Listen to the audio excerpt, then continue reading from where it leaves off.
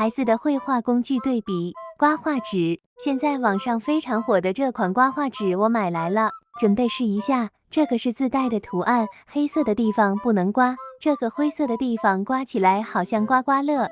这个一点想象力和创造力都没有，而且带的竹签还不好用，换成了我的尺子也不好用。最后拆开了我家的门，拆下来了这个玩意。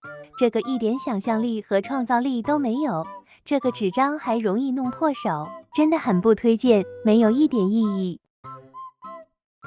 我选择了这款图画本，这款图画本有清晰的线条，孩子动手图画天色，能更好的激发孩子的想象能力和色彩搭配能力。彩色铅笔就不用担心弄到手上或者衣服上了，不管是水彩笔还是彩色铅笔或者是蜡笔，都能画出很好的效果。快给你的孩子准备一套吧。